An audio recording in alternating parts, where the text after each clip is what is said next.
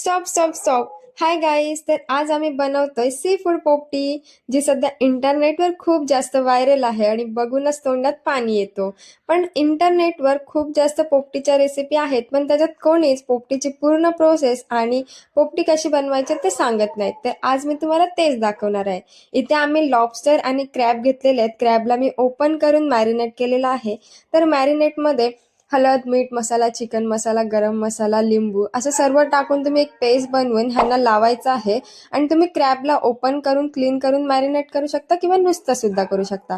हा आहे मोठा लॉबस्टर. तर ह्याला आम्ही ग्रिल फ्राय केलेला आहे, बटर गार्लिक ग्रिल लॉबस्टर, आणि जाम टेस्टी लागला होता.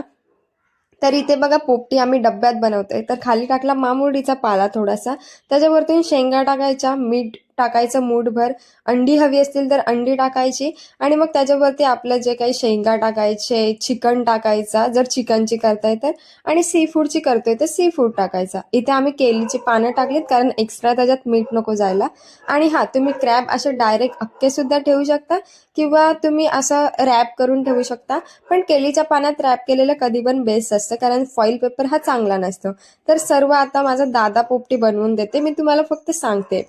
सो ह्याच्यात बघा, त्यांनी शेंगांच्या वरती सर्व सी फूड ठेवलेला आहे, आणि चिकनला आम्ही रॅप केलेलं नाही, तर चिकनला मध्ये ठेवला. वरून पूर्ण आता आम्ही टाकतोय तुरीच्या वालाच्या, ज्या काही आपण शेंगा हव्या असतील त्या शेंगा टाकून घ्यायच्या. आणि आमच्या इथे शेंगा कमी पडल्या म्हणून, पण तुम्ही पूर्ण डब्बावरून शेंगा टाकायच्या आहेत. आणि मग वरतून खूप सारा मामुरडीचा पाला टाकून डब्बा बंद करायचा.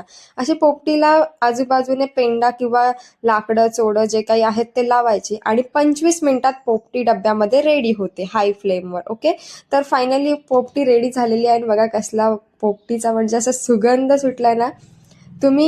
तुम्हाला मी एक्सप्लेन नाही करू शकत, पण तुम्ही पोपटी बनवून बघा, जाम भारी बनते, टेस्टी बनते, आणि नेक्स्ट लेवल पोपटी बनलेली.